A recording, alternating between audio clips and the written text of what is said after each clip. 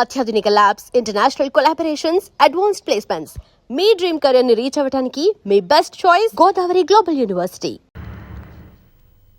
నాన్న, పాపారావు దీనాతి దీనమైన స్థితిలో ఉన్నాడు గనక మానవతా దృష్టితో అతనికి కిడ్నీ ఇవ్వడానికి సిద్ధమయ్యావని అర్థమైంది.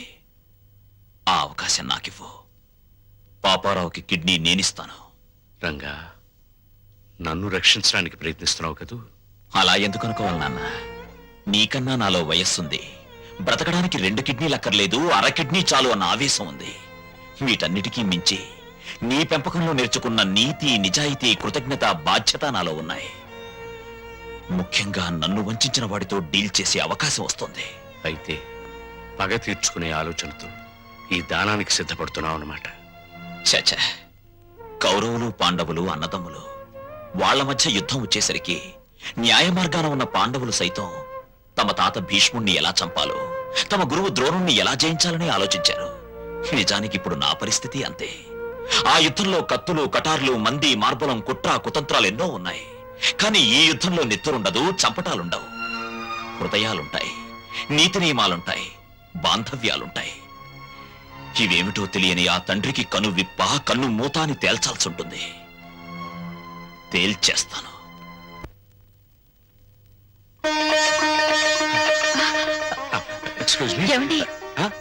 లక్ష్మి, ఇక్కడే ఉన్నావా? శుభవార్త. తండ్రి పేరు చెప్తేనే మండిపడే రంగా ఇప్పుడు తనే కిడ్నీ ఇవ్వబోతున్నాడు. నాకు చాలా ఆనందంగా ఉంది. నాకు చాలా ఆనందంగా ఉంది. అయితే ఈ విషయం పిల్లల దగ్గరికి వెళ్ళి చెప్తా. నువ్వు పిల్లల్ని ఇంకా మర్చిపోలేదా? అదేమిటండి, రంగా తన తండ్రికి కిడ్నీ దానం చేస్తాడని ఏనాడన్నా ఊహించామా?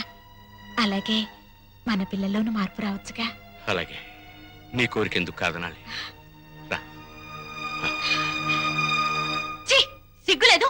ఇప్పుడు దాకా ఎక్కడ బలాదూరు తిరిగొచ్చావు? పో అవతలకి. రంగడొచ్చి ఇంటి మీద దౌర్జన్యం చేస్తే దిక్కు దివాణం లేదు. అసలు మగాడవేనా? అది కాదు, ఆ టైంలో నేను ఇంట్లో లేను. రాణి, అది కదా మాట. అయ్యో, ఇదిగో అసలు జరిగిన విషయం ఏంటో తెలుసా? నాకేం చెప్పదు. ఎందుకు ఆలోచిస్తావు? నేను ఇంట్లో లేను. కథ చెప్తున్నావా?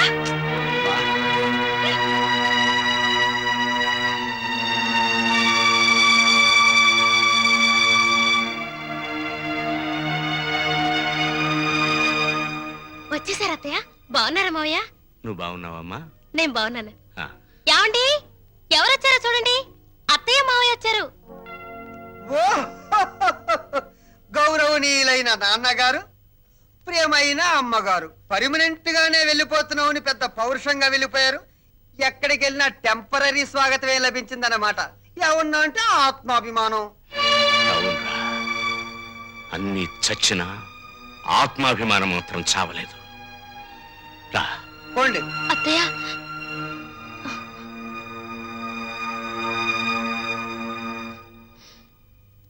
నీలాంటి కొడుకుని పురిట్లోనే వడ్లగిన చేసి చంపాలరా నీచుడా. ఓం స్వామియే శరణం శరణమయ్యప్ప. ఓం స్వామియే శరణం శరణమయ్యప్ప. ఓం స్వామియే శరణం శరణమయ్యప్ప. ఓం స్వామియే శరణం శరణమయ్యప్ప. ఓం స్వామియే శరణం శరణమయ్యప్ప. ఓం స్వామియే శరణం శరణమయ్యప్ప. నమస్కారం, నమస్కారం. తమని చూస్తే ఏదో ఉన్నత కుటుంబం నుంచి వచ్చినట్టున్నారు. ఏమైనా కష్టాలా? మరి ఇంకే రండి, పంచుకుందాం.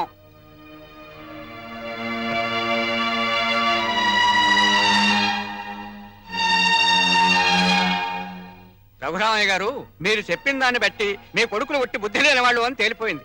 ఆస్తి మీ స్వాధీతం అంటున్నారు గనక మీరు రాసిన వీలునామా చెల్లదు అని ఒక్క నోటీస్ కొట్టండి. ఆస్తి మీ చేతికి వస్తుంది. దెబ్బకి వాళ్ళకి బుద్ధి వస్తుంది. వాళ్లకు బుద్ధి చెప్పాలని నేను రాసిన వీలునామాన్ని రద్దు చేసి నేను బుద్ధి తక్కువ పని చేయను. భగవంతుడిచ్చిన రెక్కలున్నాయి, ఏదో ఒక పని చేసి బతుకుతాం.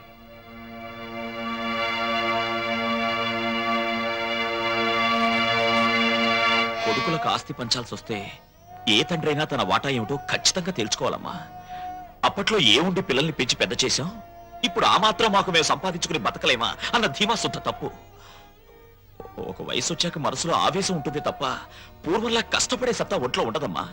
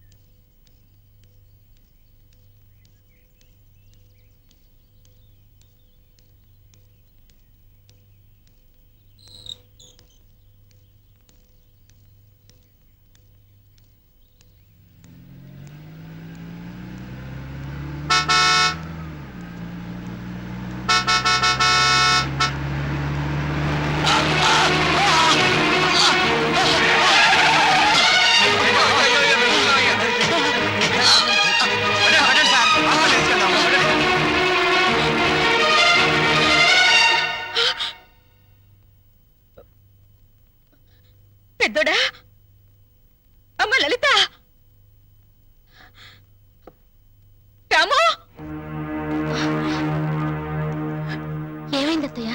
ఒరే పెద్దడా, మీ నాన్నను కారు గుద్దిందిరా. రక్తం చాలా పోయిందట. హాస్పిటల్లో చేర్పించారు. అక్కడ ఖర్చులకు కూడా నా దగ్గర డబ్బు లేదు.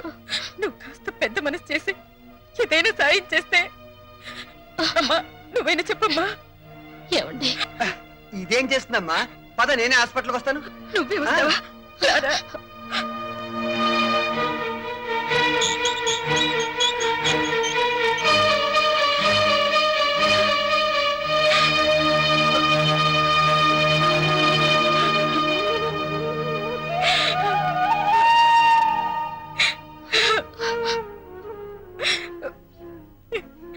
ఎలా బ్రతికిన ఆయన ఎలా అయిపోయారో చూసావా? కళ్ళు తెరిచి చూడండి. ఏమండి, ఏమండి, ఏమండి? డాక్టర్, ఆయనకేమి కాదు కదా? స్పృహ వచ్చేంత వరకు ఏమి చెప్పలేము. అయ్యో, అంతవరకు మీరు ఆయన డిస్టర్బ్ చేయకుండా ఉంటే బెటర్. అమ్మా,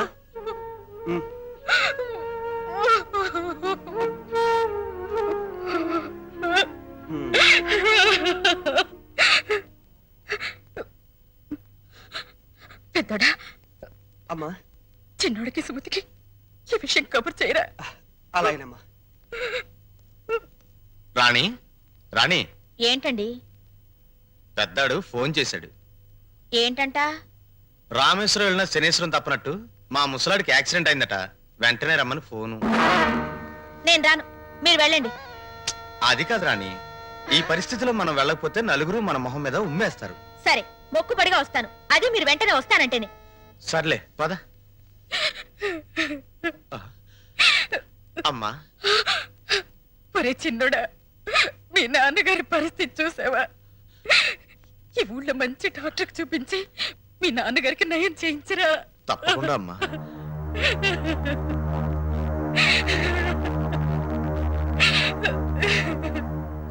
పెద్దోడా, డాక్టర్ గారు ఏమన్నారు? ఇది ప్రయోజనం లేని కేసు అన్నారా? అసలు ఏం జరిగిందిరా? నాన్న ఏదో ఆఫీస్కి ఉద్యోగం కోసం వెళ్ళాట, తిరిగి వస్తుంటే యాక్సిడెంట్ అయింది. ఉద్యోగానిక? ఉమ్. మన బతుకులు బజార్ పాలు చేయడానికి తప్పితే ఈ వయసులో ఆయనకు ఉద్యోగాలు ఎందుకురా? సార్, ఈ మందులు పట్టండి. ఇదిగో.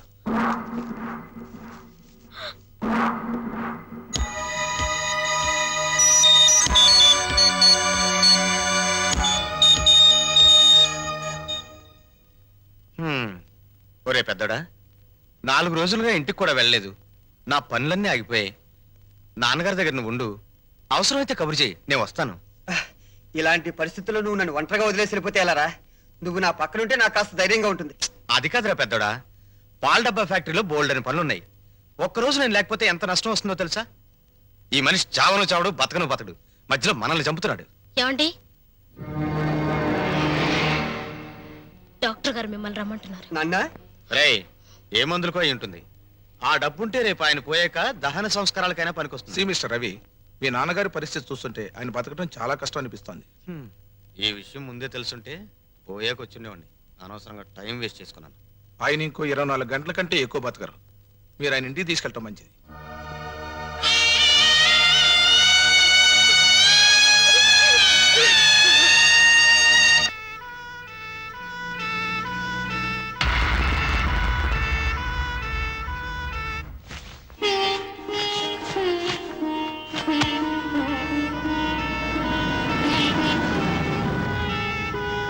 అదిగో మీ నాన్నగారు వచ్చారు. ఆ దిండు కాళ్ళ దగ్గర వేయమా, మెత్తగా ఉంటుంది. ఇటివ్వండి. అమ్మా లలిత, కరెంటు పోతుందేమో, విసర్కర వెతుకో. అలాగే అత్తయ్య. నేను వెళ్ళి మీ నాన్నగారిని తీసుకొస్తాను.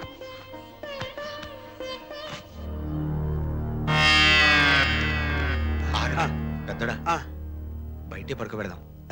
ఎవరన్నా చూస్తే బాగోదేమోరా. అది కాదురా, చెడు నక్షత్రంలో పోతే 6 నెలలు కొంప పాడు పెట్టాలి. ఆ సంగతి తెలుసుగా? కరెక్టేరా నువ్వు చెప్పింది. ఉమ్. ఆ,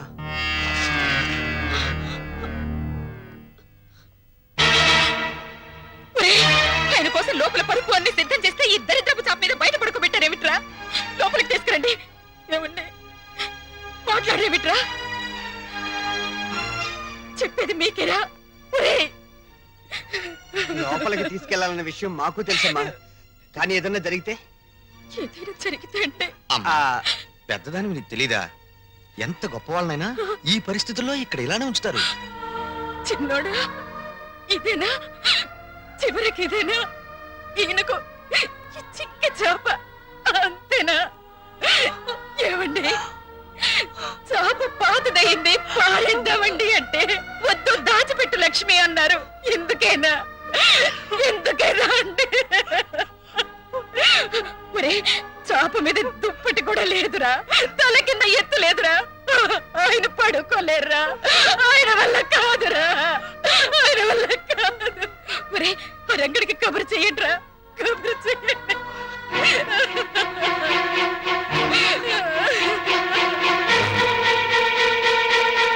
నేను అర్జెంటుగా రంగాన్ని కలవాలి.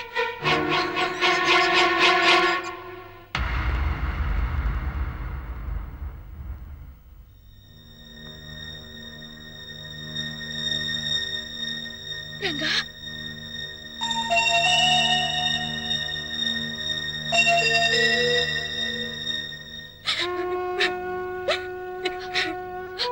ఏమండి? అత్తయ్య,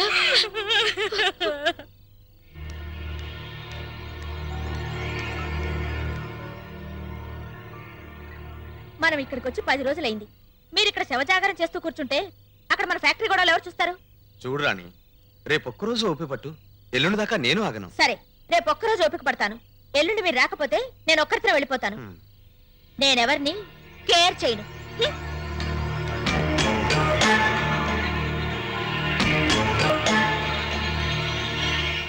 అన్నయ్య, పాపం అమ్మ ఏడుస్తోంది. మన దగ్గరుంటే కాస్త ధైర్యంగా ఉంటుంది రా అన్నయ్య.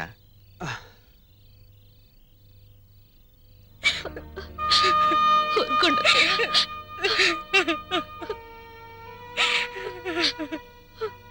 అమ్మా, అలా తల దగ్గర కూర్చుని ఏడిస్తే నాన్నగారికి మంచిది కాదమ్మా. అలా ఏడవకమ్మా. ఇది శ్రావణ మాసం, అమ్మవారి గుళ్ళో పూజలు జరుగుతున్నాయి. నువ్వు కూడా వెళ్ళి పూజలు చేయమ్మా. ఆ దేవత నీ పసుపు కుంకాలు చల్లగా చూస్తుంది. ఈ స్థితిలో నేను వెళ్ళలేనురా. నా మాట కాదనకమ్మా. ఆ దేవుడు కన్న కొడుకుల్ని ఇచ్చినట్టే కట్టుకున్న భర్త ప్రాణం కూడా ఇస్తాడమ్మా. కావాలంటే వదిన్ని చెల్లిని తోడుగా తీసుకుని వెళ్ళమ్మా. నాన్నగారికి అన్నయ్య నేను తోడుగా ఉంటాం. వెళ్ళిరమ్మా, నా మాట విను ప్లీజ్. వెళ్ళిరా చెల్లాయ్, వెళ్ళండి. నాన్నగారి ఆరోగ్యం కుదుటపడితే ఆ అమ్మవారికి వెండి కిరీటం చేయిస్తానని మొక్కుకోండి. నిజంగా ఒట్టమ్మా, ప్రమాణించి నాన్నగారు బాగుండాలే కానీ వెండి కిరీటం ఏంటమ్మా, బంగారు గాజులు కూడా చేయిస్తాను.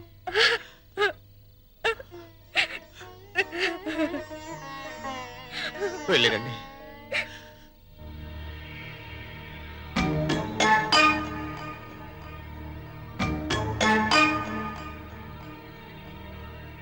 చిన్నాడా, ఏంటి కదా? మీ ఆవిడ దగ్గరేమో ఒకరోజు టైం అడిగావు. నాన్న యోగక్షేమాలని చెప్పి అమ్మని గుడికి పంపించావు.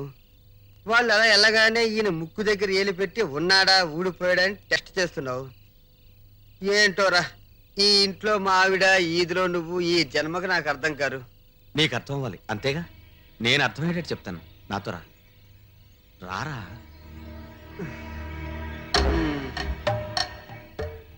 టెన్షన్ పెట్టకరా. ఏంట్రా? అన్నయ్య, నాన్నగారిని చూస్తుంటే బాధగా ఉందిరా. నాన్నగారు బతికినంత కాలం మూలుగుతూ మంచం మీదే ఉంటారు. సపోజ్ పనికిరాని వస్తువులు ఎంత డబ్బిచ్చి రిపేర్ చేయించినా పనికొస్తుందా? అంటే ఏంటి? అంటే ఎవరికి తెలియకుండా హాస్పిటల్ నుంచి నిద్ర మాత్రలు తెచ్చారు. అవి నాన్నగారికి వేస్తే శాశ్వతంగా నిద్రపోతారు. ఎవ్వరికి అనుమానం రాదు. రుణానుబంధ రూపేణ పశుపత్ని సుతాలయ్య. ఆ పని చేయడం నాకు మాత్రం ఇష్టం అంటావా? కానీ తప్పదు. నాకు ఇష్టం లేదు. అన్నయ్య, నువ్వు ఎంత కోరితే అంత ఇస్తా. ఎంత కొడితే అంత ఇస్తానంటావు? అంటే నేను డబ్బు మనిషి. నేను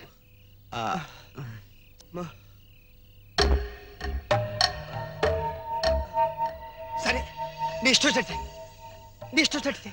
కన్న తండ్రినే చంపేయాలని చూస్తున్నారంటే ఎంత ఎత్తుకెదిగిపోయారా?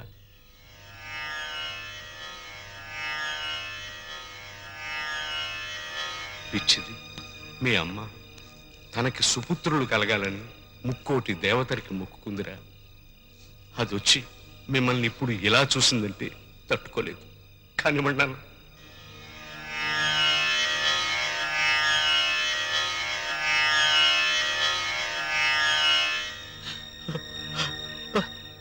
చచ్చాక తల కొరివి పెట్టవలసిన కొడుకులు కన్న తండ్రిని బతుకుండగానే చంపేస్తున్నారంటే ఆహా! ఈ గుండె ఆ ఆనందాన్ని తట్టుకోలేకపోతుందిరా. నా కళ్ళ నుంచి ఆనంద బాష్పాలు వరదలై ప్రవహిస్తున్నాయా. ఏడుస్తున్నావా? ఏడవకు నాన్న. ఇంక నీ కళ్ళ వెంట నీళ్ళే రావు. మా ఏడుపేది మేము ఏడుస్తాం. వచ్చే జన్మలో కూడా నువ్వే మాకు తండ్రిగా పుట్టాలి. మమ్మల్ని క్షమించు నాన్న.